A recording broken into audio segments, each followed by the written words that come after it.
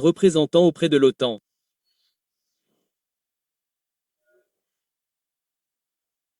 À sa gauche immédiate, nous avons son Excellence le Dr Mohammad Javad Zarif, ancien ministre des Affaires étrangères de l'Iran et vice-président depuis environ un an, je crois, et bien sûr négociateur en chef du côté iranien pour l'accord nucléaire de 2015.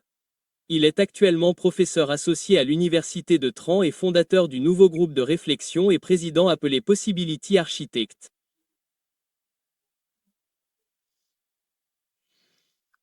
Et enfin, le Dr Nathalie Toshi, directrice de l'Institut des Affaires internationales à Rome et en Italie. Elle a servi de haut représentant de l'UE. Et à ce titre, elle a rédigé la stratégie globale européenne et a travaillé à sa mise en œuvre. Je vais commencer tout de suite. Je vais également donner la possibilité au public de poser des questions vers 10 ou 15 minutes à la fin. Mais étant donné l'importance de ce sujet, je vais aller droit au but. Dr Zarif, l'Iran a subi des revers très importants au cours des 2 dernières années. Nombre de ses organisations partenaires sont considérablement affaiblies. La Syrie, qui était autrefois un allié, est désormais plus ou moins un ennemi. Et la région a radicalement changé, mais il n'est pas tout à fait certain que l'Iran se soit adapté à cette nouvelle réalité. De l'extérieur, on ne sait pas si l'Iran a une nouvelle stratégie, s'il a une stratégie, ou s'il est simplement paralysé par ces profonds changements dans la région. Dr Zarif, l'Iran souffre-t-il de paralysie en ce moment? Bien, je suis heureux d'être avec vous et je suis très heureux de vous voir tous ici. Soyons réalistes. Nous avons connu des hauts et des bas dans notre région. Il fut un temps où l'Iran était attaqué par Saddam Hussein. Tout le monde aidait Saddam Hussein et l'Iran était au bord de l'effondrement. Je m'en souviens. Je veux dire que certains d'entre vous ne sont peut-être pas assez vieux pour s'en souvenir. Mais je me souviens quand l'Irak a envahi l'Iran, tout le monde s'attendait à ce que nous tombions dans le panneau en 7 jours. C'est pourquoi le Conseil de sécurité a attendu 7 jours avant de publier sa première résolution sur l'Iran après son échec. Ce souhait que nous mourions tout simplement. Ce n'est pas le cas.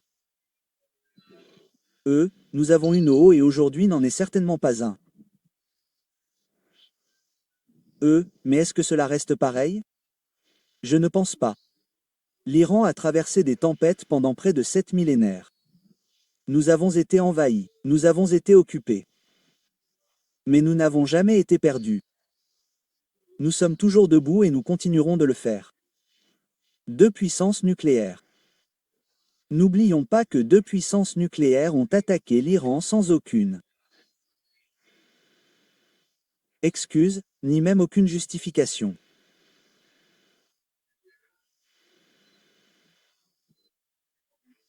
Elles espéraient, comme nous le savons tous, que lundi, lorsqu'Israël a attaqué notre radiodiffusion ainsi que notre Conseil de sécurité nationale, nous serions partis.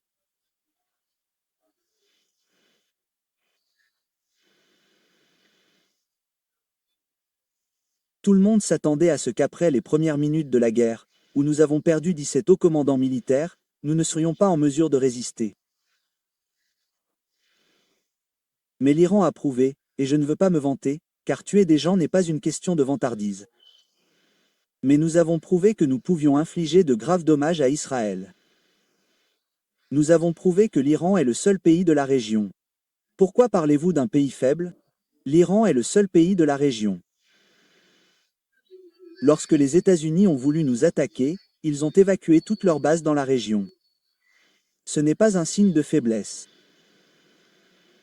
Ce n'est pas de l'humiliation. Les États-Unis ont évacué toutes leurs bases dans la région, et je suis absolument désolé. C'est la base du Qatar qui a été attaquée. J'avais espéré que ce serait ailleurs. Certainement.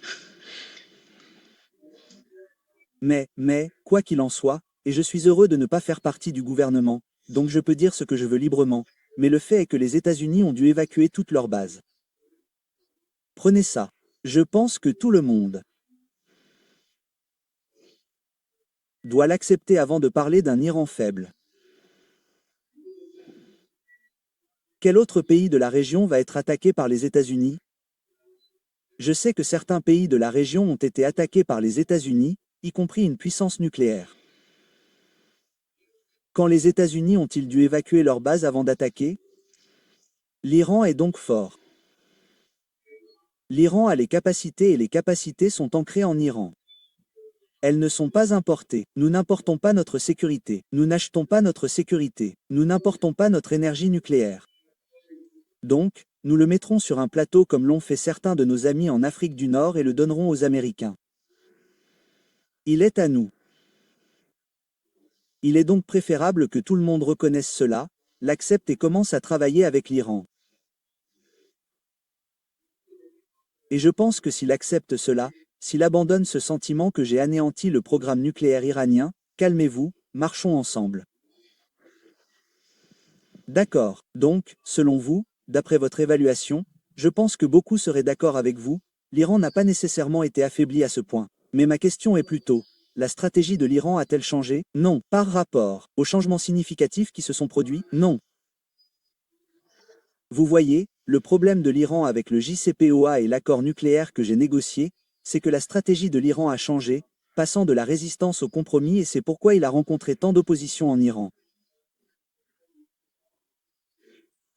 Vous voyez, l'Iran et les États-Unis ont fondamentalement fait quelque chose auquel ils n'étaient pas habitués. Nous avons l'habitude de résister, les Américains ont l'habitude d'imposer. Nous avons donc été confrontés à la plus grande opposition en Iran et les Américains ont été confrontés à la plus grande opposition aux États-Unis parce qu'ils n'ont pas pu imposer l'accord nucléaire et nous n'avons pas résisté à aucun accord qui nous a été proposé, de sorte que nous sommes revenus à la stratégie de résistance à laquelle nous sommes habitués. Nous sommes très bons dans ce domaine. Je ne veux peut-être pas dire que ce ne serait pas la meilleure stratégie que je prescrirais à l'Iran, mais ce n'est pas une stratégie dans laquelle nous ne sommes pas très bons. Nous pouvons résister, nous avons résisté, nous pouvons y résister. Nous n'avons eu que 2 ans de JCPOA et c'était une aberration, pas de résistance. Une autre chose que je pense qu'il serait important que nous tout prenions en compte, c'est le fait que nous pouvons être prisonniers du passé, ou que nous pouvons nous tourner vers l'avenir. Nous avons maintenant une grande opportunité. J'étais en train de déjeuner à l'étage et il parlait des problèmes en Syrie, des problèmes en Palestine et vous savez, personne n'a mentionné l'Iran.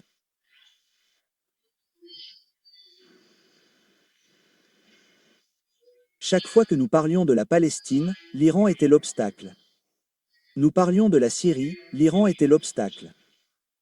Maintenant que nous parlons de tous ces endroits, l'Iran n'est pas l'obstacle. Nous voyons maintenant l'obstacle tel qu'il était et tel qu'il sera, l'agression israélienne. Nous savons donc désormais ce que nous devons traiter. C'est le mal de notre région et ce mal doit être traité. Un régime qui se considère au-dessus des lois, du droit international, du droit humanitaire. Un régime qui continue à publier des cartes. Vous avez vu les cartes du Grand Israël. Un régime qui publie des cartes qui incluent des pays de la région. Toute la Syrie, toute la Jordanie, la moitié de l'Irak, des parties de l'Arabie saoudite. Cela a toujours été le problème. Mais nous avons réussi à nous faire passer pour le problème. Dieu merci, nous ne sommes plus le problème. Regardons le vrai problème. Sur ce point, le secrétaire général, le ministre des Affaires étrangères d'Oman, Sayed Al-Busaidi, a récemment déclaré lors du dialogue de Manama il y a 2 ou 3 semaines. Nous savons depuis longtemps qu'Israël, et non l'Iran, est la principale source d'insécurité dans la région. Cela, a-t-il dit, nous le savons depuis longtemps, semble suggérer que cela n'est pas dû uniquement à l'attaque israélienne contre Doha. Et le prince turc Ali Zeld d'Arabie Saoudite, par ailleurs connu pour être plutôt belliciste envers l'Iran, a répété la même chose il y a 2 jours à Dubaï, en déclarant que c'est bien Israël qui est le fauteur de troubles, et que nous devrions être maîtrisés par les États-Unis. Dans le même temps, Washington n'a pas changé de perception. Le NSS publié hier par l'administration Trump reprend la formulation américaine vieille de plus de 4 décennies, à savoir que l'Iran est la principale force déstabilisatrice de la région. Monsieur le secrétaire général, la déclaration d'Albuzde ne s'applique-t-elle qu'à Oman? S'applique-t-elle aux autres pays du CCG? Et si c'est le cas, comment le CCG va-t-il gérer la situation? Sachant que les États-Unis semblent tellement en décalage avec le CCG, tout en estimant que leur perception du rôle de l'Iran est toujours partagée par les États de la région. Merci.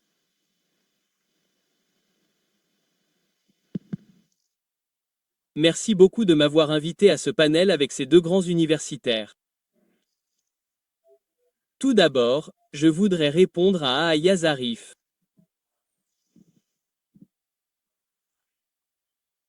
En disant que je vous assure, ainsi qu'aux dirigeants iraniens et au peuple iranien, que personne au sein du CCG ne souhaite que l'Iran aille à volo.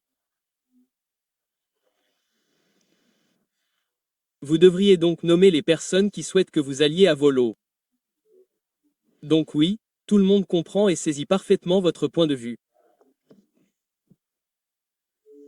Deuxièmement, vous avez mentionné la guerre entre l'Iran et l'Irak et vous avez fait allusion aux pays du CCG. Cette discussion va durer 3 heures, car l'Iran a également adopté des politiques dans les années 80. Je suis koweïtien, je l'ai vu, je l'ai vécu et je l'ai expérimenté. Mais nous ne voulons pas en parler, car ce n'est pas la raison pour laquelle nous sommes ici. Nous sommes ici pour parler du présent et de l'avenir. Comment rendre notre région aussi pacifique, stable et prospère que possible avec nos frères et sœurs en Iran? C'est de cela que nous devons parler. Nous devons poser les bases. Nous devons prendre les bonnes mesures.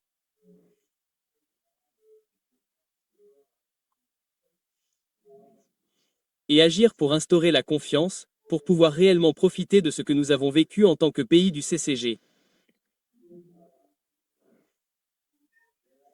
Nous devons montrer à l'Iran comment, en 7 ou 8 décennies, nous sommes devenus la 9e économie mondiale.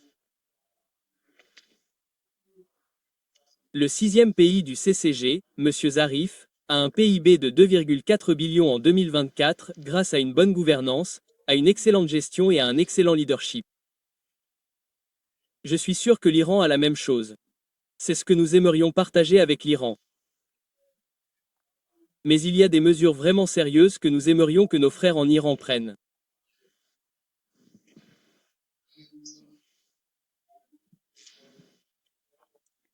Nous avons besoin de l'idée d'exporter la révolution, le bon voisinage, les politiques que l'Iran adopte parfois et qui ébranlent réellement la stabilité de la région, et je vous donne l'exemple du soutien des Houthis.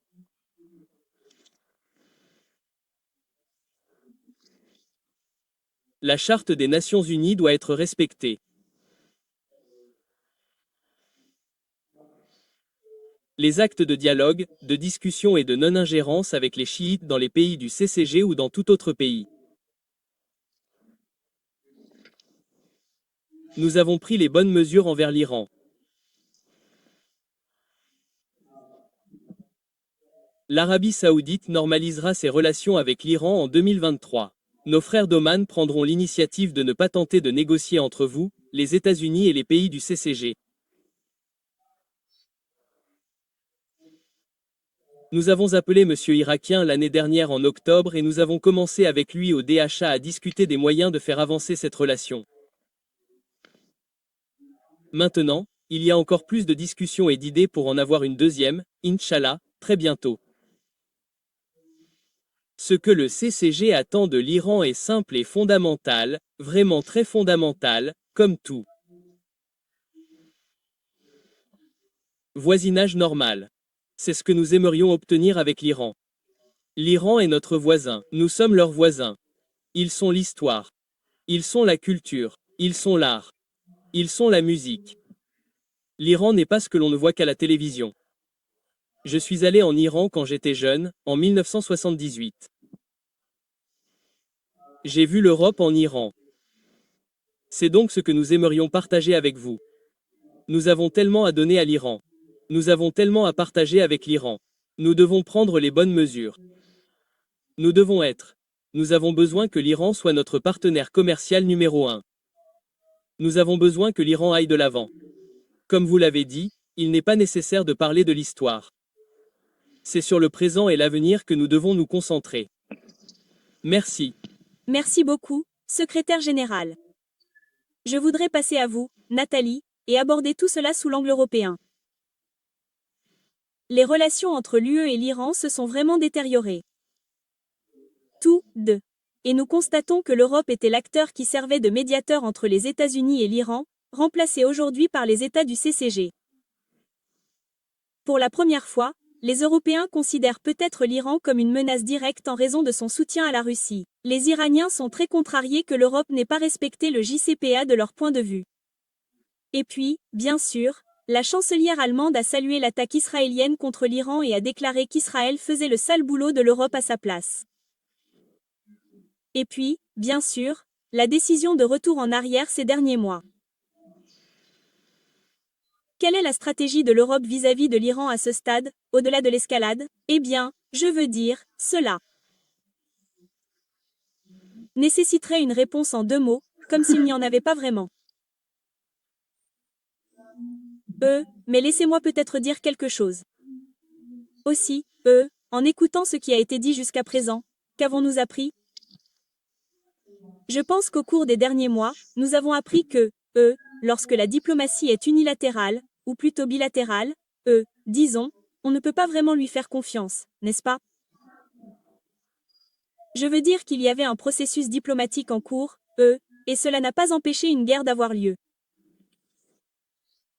C'est donc une leçon que l'on peut en tirer. La deuxième chose dont nous avons discuté, c'est qu'il y a effectivement eu, et je pense que nous pouvons le constater également de l'extérieur de la région, un changement de perception quant à savoir qui est l'acteur révisionniste dans la région ou qui est l'acteur le plus révisionniste dans la région. Auparavant, c'était l'Iran, perçu à tort ou à raison comme tel. Aujourd'hui, il est perçu comme étant Israël, et je pense que c'est aussi un deuxième changement fondamental. Je pense qu'il y a inévitablement beaucoup d'introspection en Iran lui-même. Il avait une stratégie de dissuasion, qui reposait très fortement sur, le rôle de mandataire, et cela ne s'est pas avéré être un succès spectaculaire.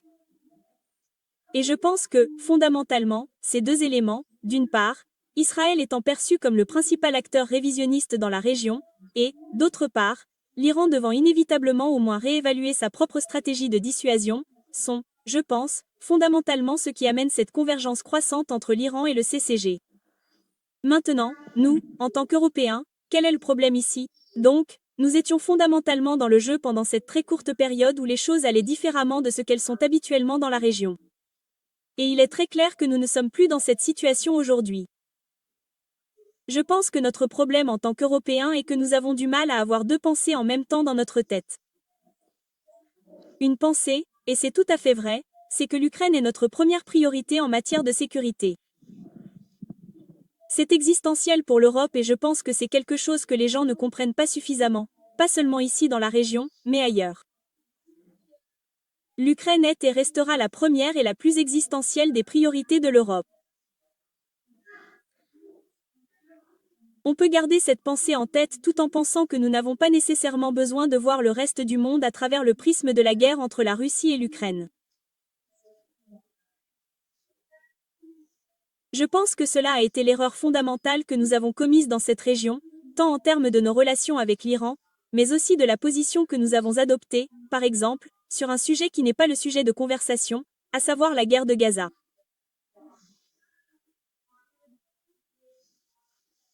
C'est fondamentalement cette perspective monodimensionnelle, motivée, comme je l'ai dit, par un intérêt existentiel qui nous a au moins mis hors jeu à ce stade. Donc, pour répondre à votre question, non, aujourd'hui, nous n'avons pas de stratégie. Maintenant, pour l'avenir, que peut-on dire en réunissant tous ces éléments? Eh bien, si nous savons que la diplomatie unilatérale n'a en réalité mené à rien, si nous constatons une convergence croissante entre l'Iran et le Golfe, si l'Europe continue de s'intéresser à la non-prolifération et à la sécurité régionale, il y a peut-être quelque chose que nous pourrions faire pour soutenir cette convergence croissante. Pour mettre en place, en gros, peut-être, Une négociation multilatérale différente, un cadre qui pourrait, avec le temps, que ce soit sur la question nucléaire ou sur d'autres questions régionales, mais soyons très clairs, nous avons toujours été, en tant qu'Européens, des acteurs secondaires dans la région, jamais les premiers, n'est-ce pas? Et il fut un temps où les États-Unis avaient l'habitude de considérer l'Europe comme leur soutien au Moyen-Orient. Maintenant, ils n'ont plus besoin de l'Europe pour jouer ce rôle. Maintenant, ils ont les pays du Golfe pour jouer ce rôle directement. Ils n'ont pas besoin des Européens. Ce que les Européens devraient faire plutôt que de réfléchir à la manière dont nous pouvons être utiles aux États-Unis au Moyen-Orient, c'est essayer de comprendre quels sont leurs intérêts dans la région et approcher les pays de la région pour leur apporter le soutien dont ils ont besoin ou non. Donc, sur la question de savoir quel est l'intérêt de l'Europe, la plupart des décisions les plus importantes prises par l'Europe, à savoir l'accord visa contre l'Iran, ont été prises par les E3, dont l'un ne fait même plus partie de l'UE. Et bien sûr, avec tout ce qui s'est passé, il y a des tensions, etc. Pour pouvoir réellement faire avancer les choses positivement sur le front UE-Iran, pensez-vous que l'Europe doit aller au-delà des E3? Eh bien, je pense qu'à bien des égards, les E3 ont fait leur temps. Je pense que de manière générale, et pas seulement en ce qui concerne l'Iran, la politique étrangère européenne n'est efficace que lorsqu'elle est menée par un groupe de contact. Je pense que l'astuce consiste à avoir d'une part quelque chose de relativement petit et de relativement flexible, tout en ayant un lien avec l'UE au sens large, ce qui était vraiment la magie de l'E3U, mais ce format particulier a fait son temps, je pense.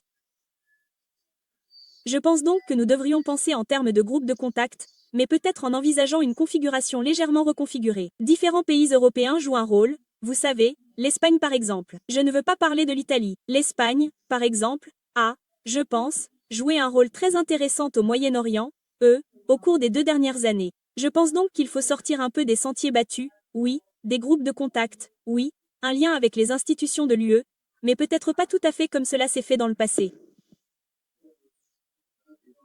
Dr Zarif, en Iran, vous êtes connu comme l'une des personnes qui ont favorisé l'amélioration des relations avec l'UE et les États-Unis, et qui ont souvent considéré l'UE comme un pont vers une forme de résolution des tensions avec les États-Unis. À ce stade, quel rôle envisagez-vous pour l'UE? Eh bien,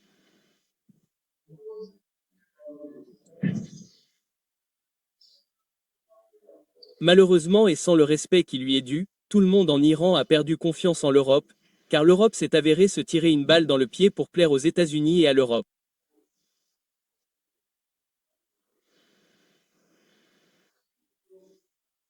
Je veux dire par là ce qu'on appelle le snapback. Je dis snapback parce que si vous recherchez dans tout le JCPOA, dans tout le 2231, vous ne trouverez pas le mot snapback. Non pas parce que nous n'y avons pas pensé, car si vous regardez les documents qui sont tous reflétés dans mon livre, vous voyez le mot snapback. Mais nous avons réussi à le supprimer. Cela s'appelle un mécanisme de règlement des différends. Et l'Europe n'avait aucun droit et elle savait qu'elle n'avait aucun droit. Même Joseph Burrell a dû retirer la lettre qu'il avait fait circuler au nom de l'UE sur le mécanisme de règlement des différends parce que l'Iran avait invoqué ce mécanisme à partir du 2 septembre 2016. C'était alors qu'Obama était encore en fonction. Mais l'Europe a décidé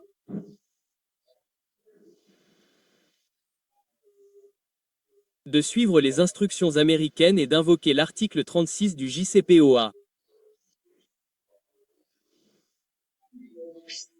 Rubio a crié aux Européens, leur a crié d'aller de l'avant et de sauter. Tout rôle dans le dossier nucléaire iranien. Les Européens auraient pu jouer le rôle le plus important parce que les États-Unis ne faisaient pas partie du JCPOA. L'Europe en faisait toujours partie. Et l'Europe aurait pu jouer un rôle majeur. Qu'a donc gagné l'Europe en invoquant l'article 36? Absolument rien. Et vous avez lu la stratégie de sécurité nationale des États-Unis qui vient d'être publiée hier. Il semble que, sur la base de cette stratégie de sécurité nationale, l'Europe soit la plus grande menace pour la démocratie. C'est là que nos amis européens ont réellement tiré profit en se tirant une balle dans le pied pour faire plaisir à Donald Trump.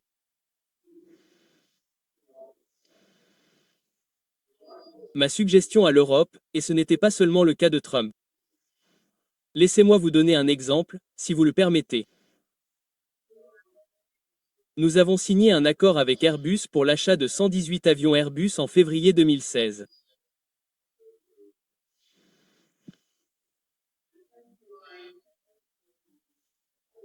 Puis nous avons signé un accord avec Boeing pour l'achat de 88 avions à Boeing en juin 2016. En septembre 2016, lorsque j'ai menacé d'invoquer l'article 36 du JCPOA.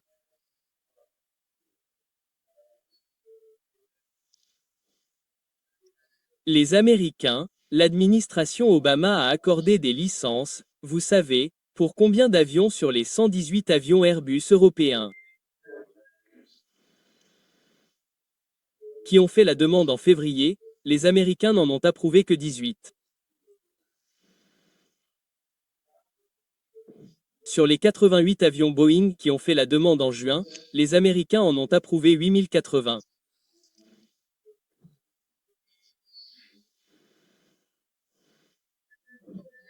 Même à ce moment-là, nos amis européens n'ont pas réalisé que les États-Unis n'avaient pas leurs intérêts à cœur.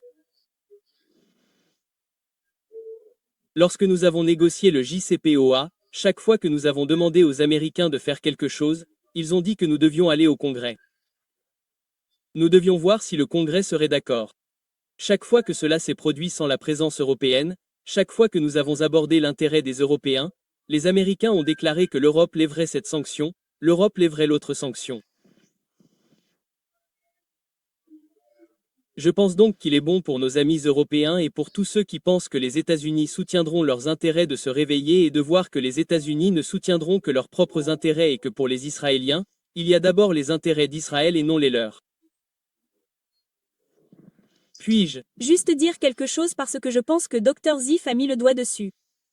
Mais c'est pourquoi je reviens sur ce point concernant l'Ukraine. Je peux comprendre. Il est donc évident que les États-Unis ont toujours défendu leurs intérêts. Qui ne le fait pas? Ouais, donc, comme vous le dites, ce n'est pas nouveau. Ce qui est nouveau, c'est que les États-Unis agissent activement contre les intérêts européens. C'est nouveau. C'est nouveau. Et c'est, je pense, ce que nous avons vraiment du mal à avaler en ce moment, car vous savez, on pourrait comprendre l'argument, comme je l'ai dit, selon lequel l'Ukraine est la première priorité. Je peux comprendre l'argument. Je veux dire, ce n'est peut-être pas l'argument le plus éthique, mais je pourrais comprendre l'argument selon lequel on pourrait dire, eh bien, écoutez, vous savez, les États-Unis veulent que vous alliez de l'avant avec le retour en arrière sur l'Iran. Mais bon, ils vont vous soutenir en Ukraine. Je dirais qu'au bout du compte, c'est un contrat qui fonctionne. Ouais. Ce qui le rend si paradoxal, c'est que nous ne sommes pas. Qu'obtenons-nous en retour en ce qui concerne l'Ukraine? Cela sera lu dans la stratégie de sécurité nationale. Secrétaire général, l'Europe a été confrontée à ce problème, le fait que les États-Unis réévaluent leurs divers engagements d'alliance, leurs obligations en matière de sécurité. Nous avons vu qu'Israël a attaqué le Qatar en prétextant que le Hamas était présent ici, et je suis sûr que si vous êtes assis à Oman, vous vous demandez si Mascate va être touché si Oman s'engage dans une médiation avec les Houthis, par exemple, qui sont également en conflit avec les Israéliens.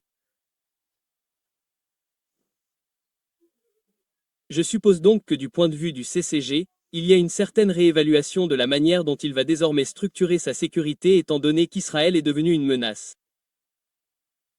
Les États-Unis ne sont peut-être plus aussi fiables qu'avant. Dans ce contexte, comment le CCG envisage-t-il le rôle potentiel de l'Iran dans le cadre de la sécurité du CCG?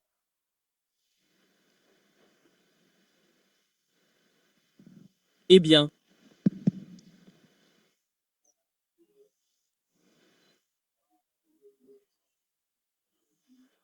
je pense que pour répondre à cette question, il faut commencer par des mesures et on ne peut pas passer directement à la sécurité avant d'avoir pris certaines mesures avant d'être sûr que le partenaire en face de soi est un partenaire confortable et que l'on est un partenaire confortable pour lui.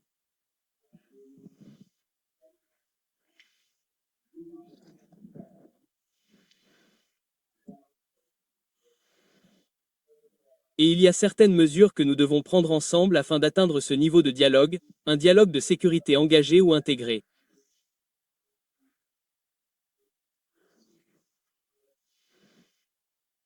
Un exemple, l'ingérence à Bahreïn, nous n'avons pas eu de réaction ferme de l'Iran à ce sujet. Les îles Émiraties.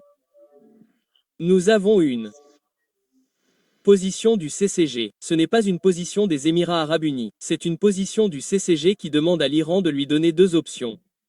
Soit un dialogue direct entre les Émirats arabes unis et l'Iran, soit la Cour internationale de justice. L'Iran ne nous a pas répondu à ces deux questions. Nous avons en même temps l'Iran veut que nous engagions un dialogue avec eux sur le gisement de gaz de Dura qui est partagé entre le Koweït et l'Arabie saoudite. Vous voulez donc que je passe à la sécurité? Mon ami et moi avons déjà parlé de cela, il m'est presque impossible de prendre de telles mesures. Ce sont ces mesures de renforcement de la confiance.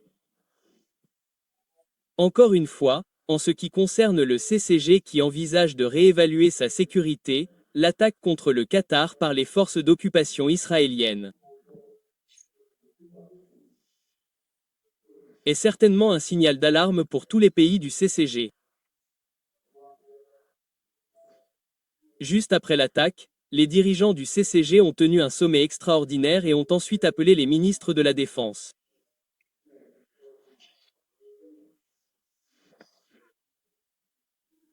Le sommet et le ministre de la Défense se sont tous deux tenus ici au DHA et le ministre de la Défense a pris certaines mesures en 5 points pour relancer notre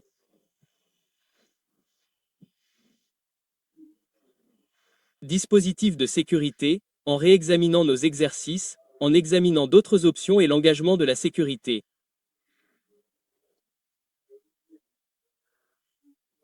Donc oui, nous avons certainement pris certaines mesures afin de sécuriser nos régions et nos pays. Merci beaucoup. Je vais donner la parole à la salle pour toute question. J'ai vu une main se lever. Allez-y, monsieur. Un micro va arriver dans votre direction très bientôt. Merci beaucoup. Je viens de Bulgarie, de la nouvelle université bulgare. Le docteur est là.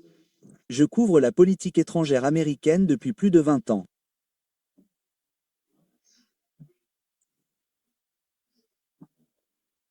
Et d'après ce que j'ai vu, je pense que depuis le début du XXIe siècle, les présidents américains ont tout essayé pour résoudre les énigmes du Moyen-Orient, comme les invasions armées, la diplomatie et les interventions humanitaires.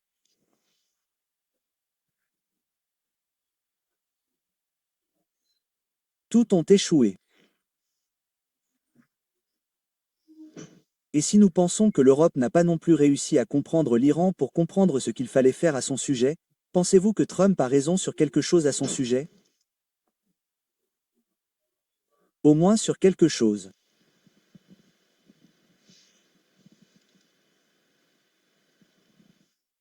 Eh bien, la Turquie fait partie de la région. Parfois, nous faisons partie du problème, parfois de la solution, et nous devons tous nous considérer comme des personnes qui vivent dans cette région et ne peuvent pas la quitter. Je veux dire, nous n'avons pas choisi nos voisins. Nous sommes ici, nous sommes coincés ensemble et nous devons vivre ensemble. Permettez-moi de souligner un point, celui que l'ambassadeur britannique a soulevé au Conseil de sécurité en 1971. Ils ont déclaré qu'il ne fallait pas ouvrir la boîte de Pandore, car les pays arabes du Golfe Persique ne seraient pas satisfaits du résultat de l'ouverture de ce qui s'est passé entre 1967 et 1971. Personne ne parle de son territoire. Personne ne se présente devant la Cour internationale de justice sur son propre territoire. Et nous sommes offensés lorsque les gens parlent de notre territoire comme si nous leur devions quelque chose. Quelque chose s'est passé dans notre région dans les années 1970. N'ouvrons pas cette boîte, car de nombreux Iraniens estiment avoir été lésés lorsque notre 19e province a été séparée de l'Iran dans le cadre du même accord qui nous a rendu nos îles. Donc, comme je l'ai dit, si Nous voulons parler du passé. Le CCG doit à l'Iran une centaine de milliards de dollars qu'ils ont payés à Saddam Hussein pour nous bombarder avec des armes chimiques. Le CCG a payé 100 milliards de dollars à Saddam Hussein. Mais nous ne venons pas aux portes du CCG tous les 2 jours en leur disant « Payez-nous l'argent. Payez-nous 100 milliards de dollars de dommages causés par Saddam Hussein que vous avez soutenu. Mais lorsqu'il vous a attaqué, nous sommes venus à votre soutien. Nous sommes venus au soutien du CCG. Nous sommes venus à vous pour soutenir le Koweït. Lorsque Saddam Hussein vous a attaqué et a pris le contrôle de tout votre pays du jour au lendemain, nous n'avons pas commencé par dire qu'il le méritait. Nous aurions pu dire cela parce qu'il est venu nous voir en premier. Il est venu nous voir et nous a dit « Pourquoi ne coopérons-nous pas? Parce que je vais contrôler tout le sud du Golfe Persique. Pourquoi ne coopérez-vous pas avec nous ?» Nous avons dit « Non, bien que les Koweïtiens aient été vos plus grands soutiens, bien qu'ils vous aient permis d'utiliser Bouban pour exporter votre pétrole, bien qu'ils aient fait venir les Américains dans notre région et qu'ils aient abattu notre avion, nous ne vous autoriserons pas à prendre le contrôle du Koweït. Nous soutiendrons le Koweït. Nous autoriserons les Koweïtiens à venir dans notre région. Arrêtons donc de parler du passé, parlons de l'avenir. » Le président Rouhani est venu au Koweït sur proposition de feu l'émir, avec ces 3 conditions que j'ai trouvées impolies. J'ai dit à votre ministre des Affaires étrangères de l'époque qu'il était impoli, mais le président Rouhani est venu et les a acceptés. Vous êtes allé à Manama. Le roi de Bahreïn a déclaré que Trump avait pris ses fonctions. Laissez-le s'occuper de l'Iran. Ensuite, nous traiterons de l'Iran en position de force. Parlons-en. Nous avons écrit le veuillez terminer l'histoire. Pendant que le Koweït était, c'était l'histoire que le Koweït a faite. Voyez-vous, je ne vous ai pas interrompu. C'était l'histoire. C'était. Je vous ai écouté, mon frère. Vous vous souvenez de ça? Nous avons été pris au piège au Koweït alors que nous essayions d'aider à. Qu'est-ce que tu veux dire, Koweït, mon pote? Quelle histoire? Cette histoire remonte à la guerre en Irak. Cette histoire avait 18 ans. Ce qui s'était passé quelques jours auparavant, c'était le roi de Bahreïn qui avait déclaré à Manama. Moi, président, feu l'émir, j'étais exubérant quand nous lui avons offert la lettre, mais il est ensuite allé à Manama et le roi de. Ce n'est pas correct, mon ami, ce n'est pas correct, nous avons arrêté la médiation à cause de la cellule iranienne, c'était votre excuse, mon ami. Non, c'était l'excuse, la raison pour laquelle je vais faire une pause à ce stade. Car nous devons aller de l'avant. Tout le monde dit que nous devons regarder vers l'avenir et nous regardons en arrière en ce moment. Il y avait donc une jeune femme là-bas qui voulait poser une question. Il y a une chose que vous devez savoir. Il s'agit d'une discussion franche entre frères et c'est ainsi que nous devrions nous parler afin de résoudre le problème. Nous avons une relation merveilleuse avec l'Iran et nous voulons avoir une relation merveilleuse. Ne parlons pas du passé. Nous avons 3 offres sur la table. Hormone Peace Endeavour, Minara, Middle East Network for UH Atomic Research and Advancement, et nous avons MADA, Muslim West Asia Dialogue Association. Je voudrais entendre quelqu'un du CCG proposer une autre proposition que celle de céder votre territoire. Nous pourrions en avoir une maintenant. Allez-y. Merci beaucoup pour vos idées. Je suis jeune, donc ne vous inquiétez pas. Je n'appartiens à aucun gouvernement. J'ai donc 2 petites questions qui portent principalement sur l'Iran. Il y a 2 mois, j'étais dans les dialogues méditerranéens et nous étions en train d'essayer de nous convaincre que l'Iran était la menace dans la région. Je voudrais donc vous demander si c'est la domination régionale ou la domination de l'Iran dans la région qui fait que toutes ces critiques sont toujours dirigées contre l'Iran? Et ma deuxième question est, il est clair qui est la menace dans la région. Je veux dire, du moins pour nous, en tant que jeunes. Je suis algérien, donc en tant qu'Iran d'Afrique du Nord, cela fait toujours partie de l'histoire et je ne me suis jamais senti menacé par vous, mais plutôt par Israël. Donc, je veux juste savoir. Pourquoi l'Iran est toujours considéré comme une menace? Est-ce votre stratégie d'autodéfense ou est-ce vous parce que vous avez violé les lois internationales, comme l'ont fait les États-Unis et de nombreux autres pays? J'aimerais vraiment savoir, car notre génération est tellement confuse. Merci. Docteur Zarif, mais je voudrais également donner la parole au secrétaire général pour qu'il commente cela. Allez-y. Eh bien, en 1991, je veux citer l'article de Terita dans l'encyclopédie Iranica, qu'il a écrite avec David Manashiri et Israël. Vous savez, le docteur Terita Parsi est une experte des relations entre Israël et l'Iran.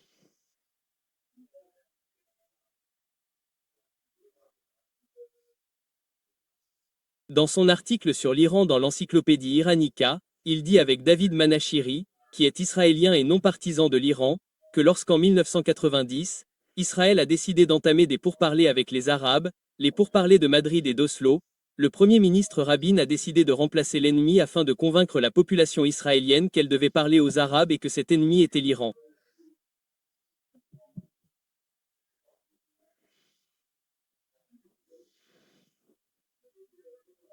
Israël a donc commencé à sécuriser l'Iran, d'abord en Israël dans la première moitié des années 90, puis au niveau international. Netanyahou s'est rendu au Congrès américain en 1997 et a déclaré devant le Congrès américain en 1997 que l'Iran était à 3 ans de la bombe nucléaire et qu'avant le début du siècle, l'Iran en aurait une. C'était la sécurisation au sein de la communauté internationale. Puis, afin de saper la résistance dans la région, les États-Unis sont venus dans la région.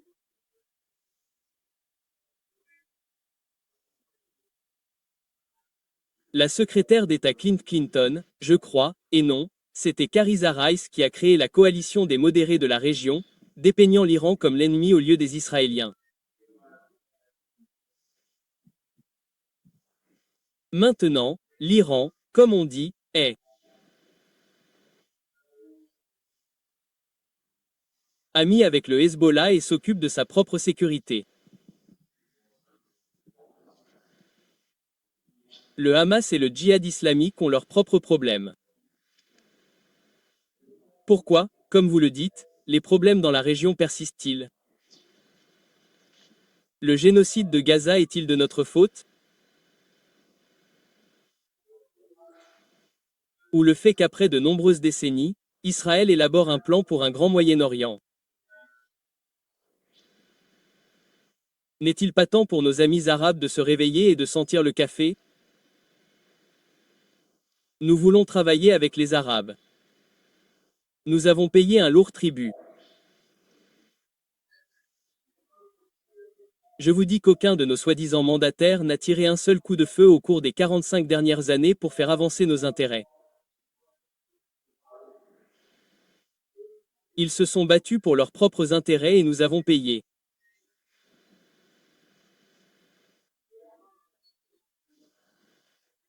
L'Iran a payé et nous en voulons à nos amis arabes parce que nous avons soutenu la cause arabe plus que les Arabes.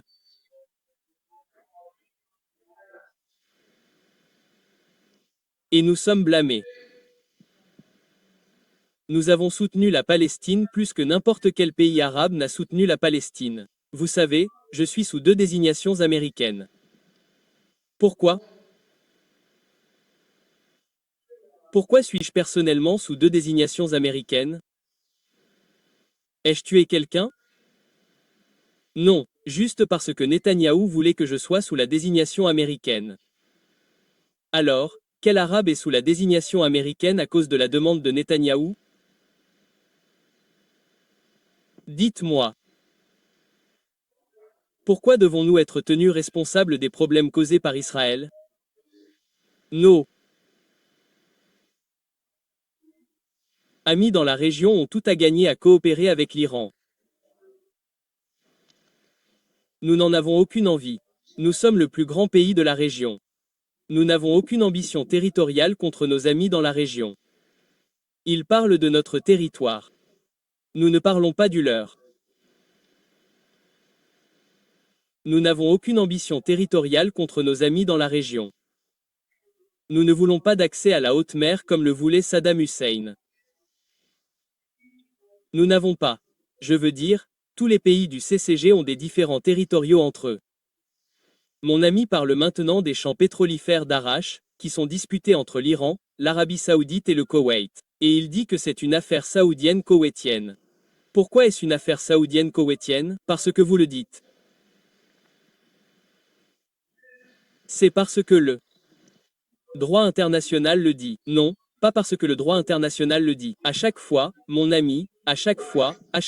Je n'en avais pas besoin. Ah, Chaque fois que nous avons parlé du pétrole d'Arrache, c'est le Koweït qui a refusé de parler, pas l'Iran. Détendez-vous, détendez-vous. Point. Vous n'avez pas besoin de donner au secrétaire général la possibilité de répondre et il ne nous reste qu'une minute environ. Allez-y. Eh bien, il a pris 10 minutes, mon ami Zarif, si vous êtes très généreux avec lui. D'accord, 2 minutes. Sérieusement, ce que fait Israël dans la région est extrêmement ridicule. Ce qu'Israël fait depuis octobre 2023 est quelque chose que nous, les pays arabes, sommes le plus grand soutien de la Palestine, contrairement à ce que dit mon ami ici présent. Nous l'avons expliqué à la communauté internationale et ils ne s'en sont rendus compte que lorsque 50 000 Palestiniens sont morts.